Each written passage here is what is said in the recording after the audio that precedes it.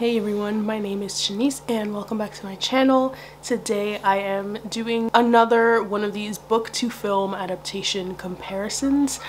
This time around it is for the book Elena Knows by Claudia Piñeiro, and it was originally published in 2007, but the first English translation came out in 2021 by Charco Press, and it was translated to English by Francis Riddle. Last year a film adaptation was released and it was directed by Anahi Berneri, and this is an Argentinian production, and it's actually currently out on Netflix in the US. If you have that availability and access to see it, I do recommend. So let me start off with the book, my thoughts on the book.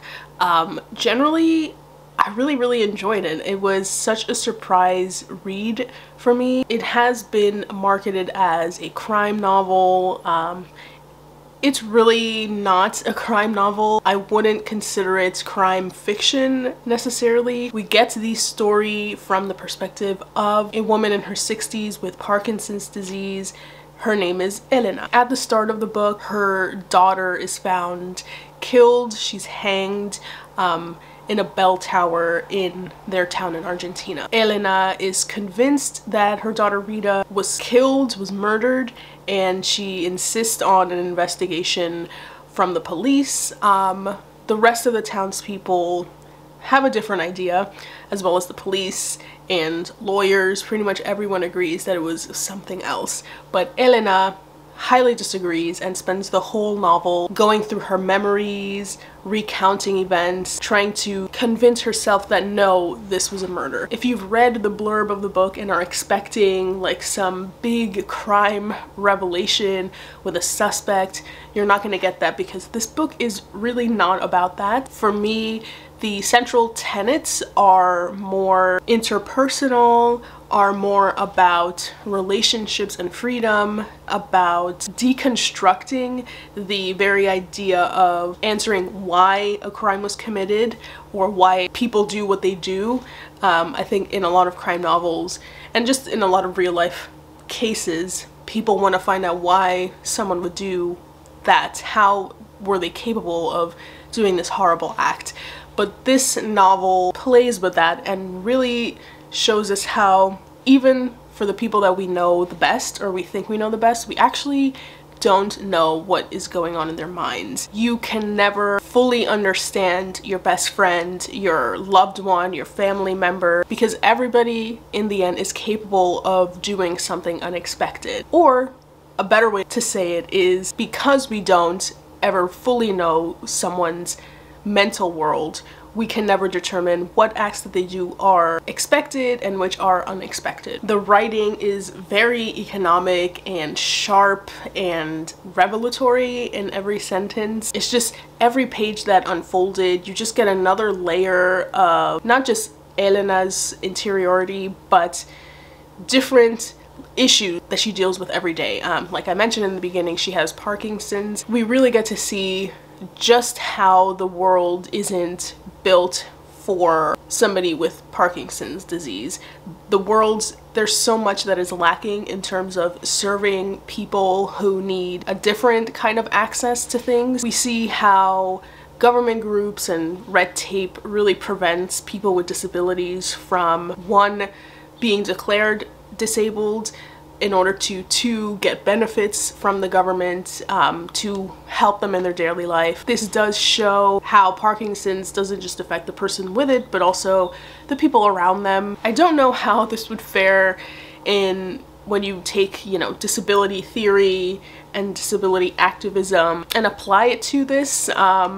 You could say that this is another example of how disability becomes a burden to the person with it or the people around them. It's not really from a perspective of somebody who feels great about their condition, or that this character Elena does consider Parkinson's as something detrimental to her life. So it doesn't fare well when you do take that disability theory in mind, but this is, just one character, one example, not a full representation of any group of people. This book also has a lot to say about our bodies and having control over our bodies. Near the end of the book, I did feel like maybe it was a little on the nose in terms of message, and though I 100% agree with the message, I was, you know, the fiction kind of took a backseat, and you can tell that Piñeiro was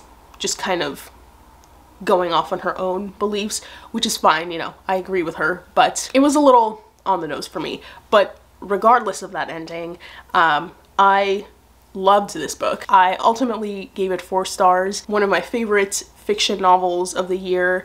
It's really concise read, but packed with insight, and honestly, one of the best that I read this year. I was a little bit nervous when I decided to watch the movie adaptation, just because the reviews that I've seen online haven't been great, and after watching it, I'm not entirely sure why some of them are so disparaging. So like I mentioned in the beginning, Elena Knows is on Netflix right now. It was translated to the screen by Anahi Berneri. I think this is an instance where the movie was trying to do as good of an adaptation of the original source as possible, while still taking some artistic liberties in terms of how they presented the timeline of events and how they portrayed internal monologue that was present in the book to the screen. It's very difficult to translate internal monologue into a film that isn't completely boring. I actually thought it was really skillful, the choreography of how the movie turned the present into memories. I think the movie also had more of an opportunity to reveal earlier signs of what happened to Rita. We see signs of Rita's emotional landscape when it comes to her boyfriend, soon to be husband, her own mother, just how she's feeling in ways that maybe Elena in the book was too stubborn and too kind of self-interested to see. That's another thing. One thing that is definitely present here in the movie that was in the book that, you know, is one of my favorite aspects of literature.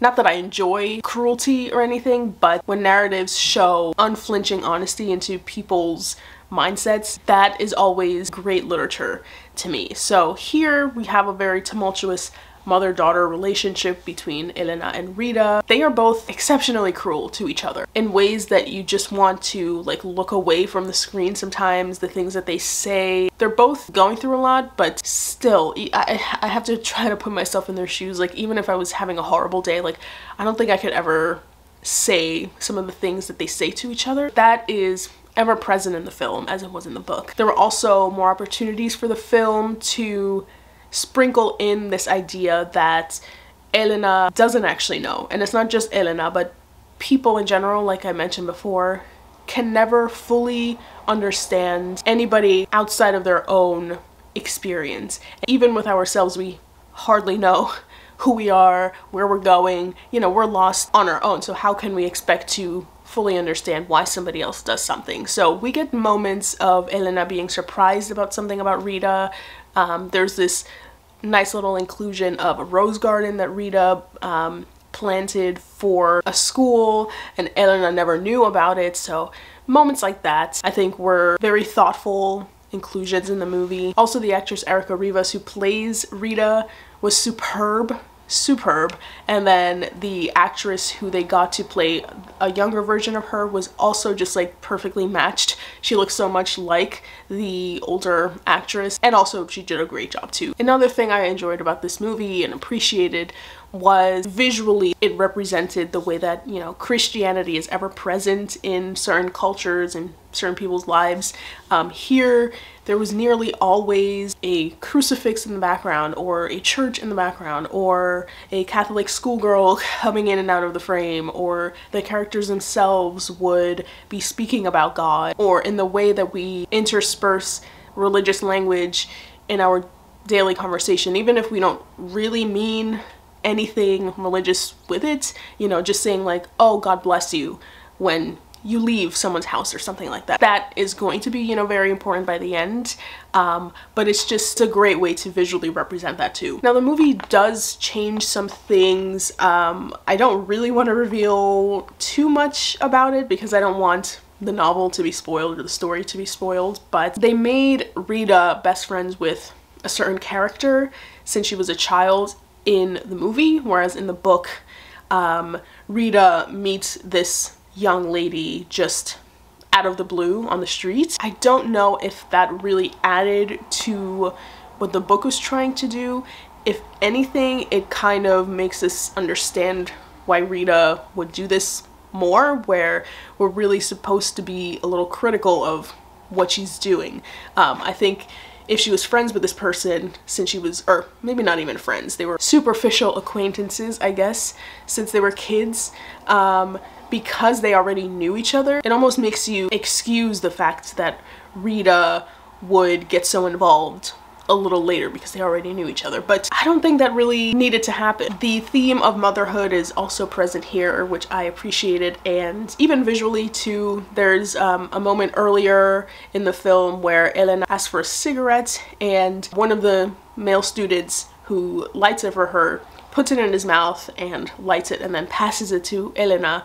And then later on in the film, Elena and another woman have a similar exchange. Elena, one, doesn't need to ask for a cigarette. The woman lights one up without putting it in her mouth and hands it to her. So there's like a parallel going on here between that mother and Elena. I think it's a great way to maybe ask ourselves, how is Elena and this other person, are they similar as mothers? What is the difference between them? They both have different circumstances, but in the end, are either of them good or either of them bad? It's a very interesting way to consider the theme, and I think really elucidates why film and film language exists and can do things that maybe the written word can't.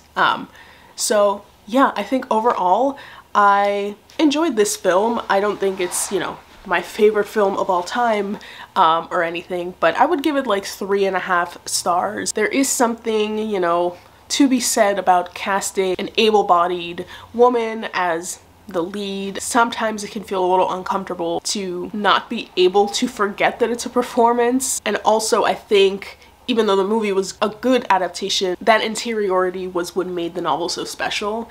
And whereas in the book we are in Elena's mind, in the movie we are one of the people outside kind of judging her and looking at her. You know, it's just a different take. I don't know if it really works 100%, but I think if you don't want to read the book and you just want to watch the movie, I think the movie does generally a good job of getting the point across, though not as well as the novel in my opinion. So yeah, I am very glad I chose Elena Knows for this month's book to movie adaptation review. Let me know if you've read the novel and or watched the movie and what are your thoughts on them. If not, check them out and let me know what you think. And thank you so much for watching, and I will see you all next time. Bye.